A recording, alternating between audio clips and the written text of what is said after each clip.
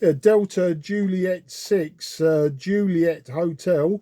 Very good afternoon to you, sir. My name is Mark, Mike Alpha, Romeo Kilo, and I'm calling from the southeast of England, 20 kilometres southeast from the city of London itself. I'll give you your report on the next over, but you are definitely Radio 5, very easy to hear you, and then I'll give you some technical information. So Delta Juliet 6, Juliet Hotel, this is Mike 0, Juliet Charlie Foxtrot. Okay, Mike 0, Juliet Charlie Foxtrot, Delta Juliet 6, Juliet Hotel. Returning, you are, very good afternoon, you are 5 and 9.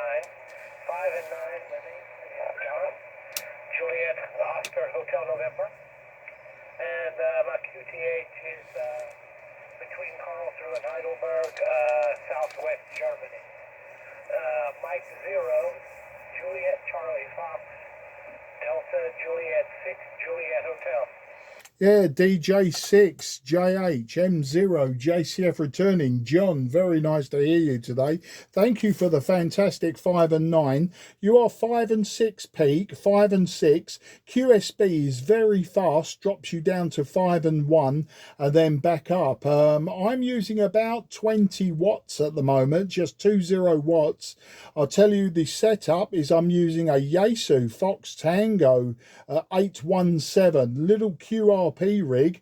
I'm using a homebrew linear amplifier with a homebrew low pass filter, and I'm seeing on the meter at the moment about 20, maybe 25 watts a peak. I did try calling with just radio power and just 2 or 3 watts, but didn't seem to be getting anywhere. I have been working QRP over this sporadic E session, and I have had success, but it was getting a bit quiet and I was fed up of repeating myself many times. So we got the power at just over 20 watts, and straight away you called me. So fantastic, John. DJ6, JH, M0, JCF. Okay, M0, JCF, Delta Juliet 6, Juliet Hotel. Yeah, you're 5859, solid 5859 with QSB.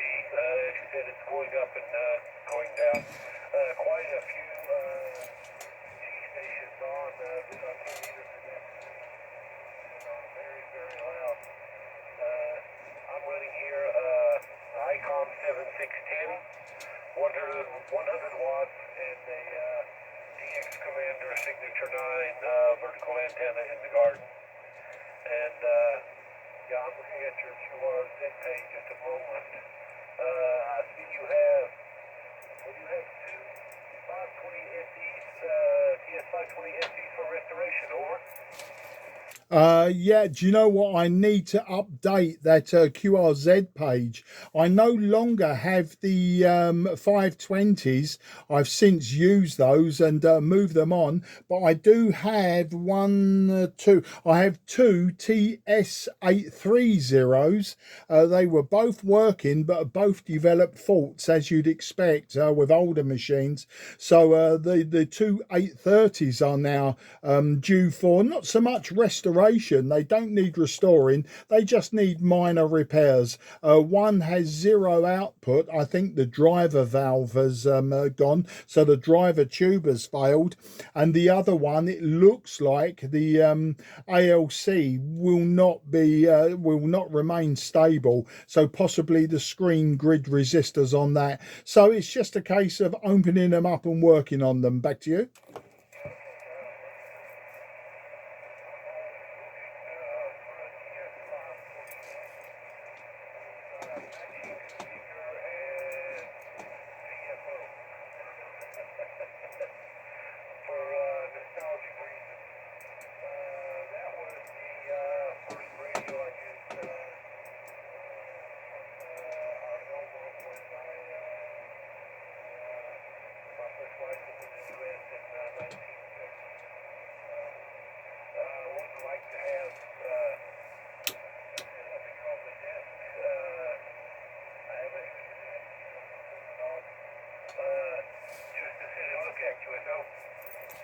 Yeah, QSL. Well, you can see from my QRZ page, I really need to update that regularly. I'm always changing my radios, John. You know, they come and go. The Tango Sierra 830 is by far my favourite. I always wanted one when they came out in the 1980s. Before I was even licensed, I wanted one, but I couldn't justify the price. And now I've been very, very lucky that I've had 3 or 4 of them now, and they've all been at fantastic low prices. I get them working, I use them for a while, then I tend to sell them. But yeah, the 520, although it wasn't a radio I ever wanted when I was younger, somebody sold me one a few years back at a very good price. And then, just like, you know, just like buses, they come one after the other. People kept saying to me, do you want a 520? Do you want a 520? And it was yes, yes, yes, you know, because the prices are fantastic. So I use them. As I say, I restore them, I use them, then I move them on. But the 520 is a great radio. Unfortunately, I don't even have the VFO for one. I have a few spare parts for 520s, but I don't have external VFOs or speakers for them. Back to you. Yeah, Roger. I just like to have it, you know, like I said, for nostalgic purposes. And I see you said you have a few swans here too. I know the swans, but as I said, for Elmer back in the 70s, they all started with CB, and they all had, yeah, that was based on Swan. They had Siltronics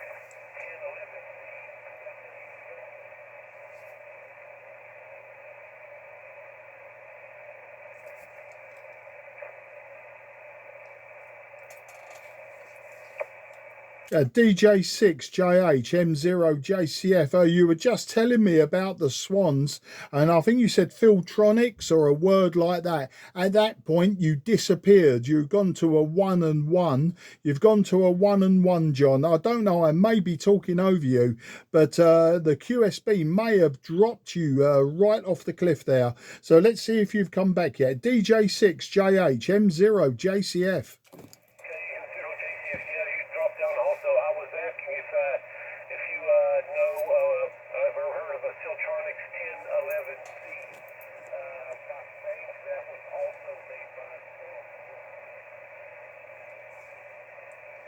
A negative on that? No, that's not something I'm familiar with.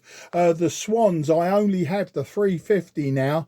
I no longer have the 400. That has gone, but I still got the 350, still not working yet. I really haven't looked at that one in a long time. I had a lot of KW radios.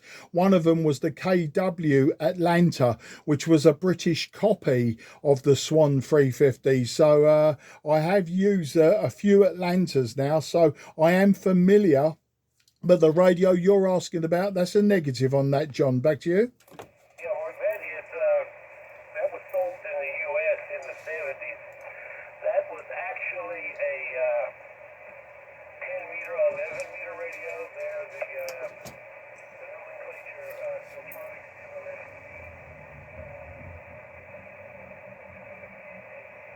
Radio, but all the CPers that could afford them at the time bought one, and there was just a small mod with a, I think you had to put a jumper in somewhere, and it opened it up on the full 11-meter CB band, and did 100 watts. And during the 70s, when the CB boom and the sunspot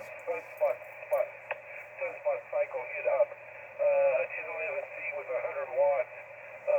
You know, like you do this now, you could work the world over. Yeah, absolutely fantastic. Well, I am aware that in the 70s and the 80s, a lot of radios, HF radios, such as the Yaesu FT101 and the FT1 and other radios, they some of them had a position for 11 meters because, of course, at one point it was an amateur band, and some of them have got an auxiliary auxiliary position on the switch, which you could add the crystals to put them on the 11-meter band. You know, and it was quite weird when you think of it, why the manufacturers would leave an auxiliary position on the band switch that allowed you to select you know, the 11-meter band. And of course, the other thing that a lot of these radios do is they separate the 10-meter band into two, so 28 and 29 megahertz. And I am aware that some people did away with 29 megahertz and just went down to 27. You know, I've had a lot of CBs from the USA, and my first CB from the USA was a JC Pinto 23 channel rig, and then I bought a realistic TRC 422 Alpha. That was obviously a Radio Shack and Tandy in this country, but that was a Radio Shack radio. It was my first ever 40 channel radio around about 1978, 79. And when I was in the USA in 2018, I found a virtually perfect new one still in its box with all the accessories and even all the original paperwork. I found one in Florida for $15 US. So I just had to buy it for nostalgia reasons, and I bought that home. Back to you.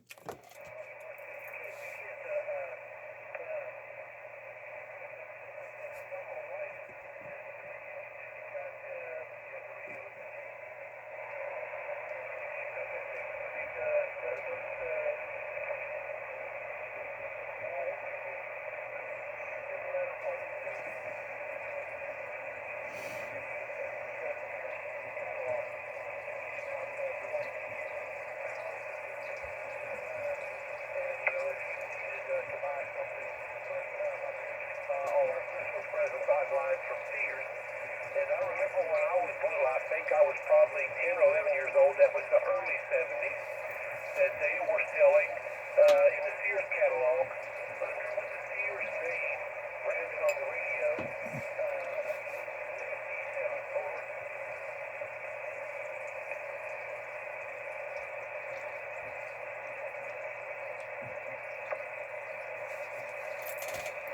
Yeah, DJ6JH M0JCF. John, again, you were telling me about the Sears and the radios from Sears, but unfortunately the QSB's just not holding you there, and I'm losing about 75% of the over, so it's very difficult. So I'm going to wind it up now. I will listen for you just to see if you're still there, but it doesn't look like we can go further on this today, but there's always another day, John. Always come and find me and we can carry on with that.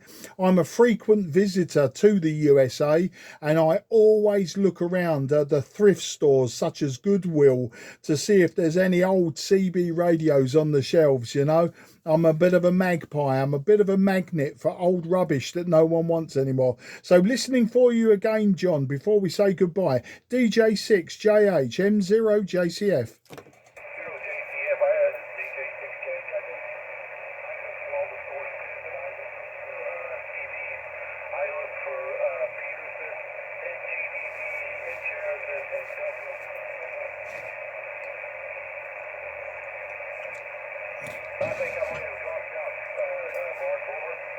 Yeah, I just heard you say something about dropped out. Yeah, John, I know you were trying to tell me, I think, about you going around the stores as well. John, we'll carry this on another day. It was fantastic speaking to you, and it would have been a really good subject, and I could let you know all of my experiences. But it's just quite painful sometimes when you hear just 25% of the over, and you have to piece it together, and sometimes it's not that easy. John, it was absolutely fantastic to work you today, and it's a shame I couldn't do it with just 2 or 3 watts, but the sporadic E-cloud over France is continually forming, collapsing and reforming, and I think it's probably collapsing again. So we'll do it again another time, John. I wish you 73 good luck, and take care, and thank you again for this contact. DJ6JH M0JCF 73. Cheers, John.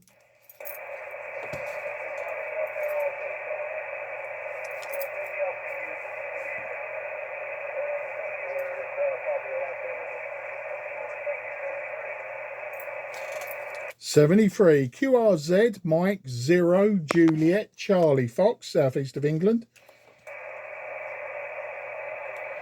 Okay, Mike 0 Juliet Charlie Foxtrot is now going QRT. Mike 0 Juliet Charlie Fox QRT. This frequency is clear for use. Frequency clear for use.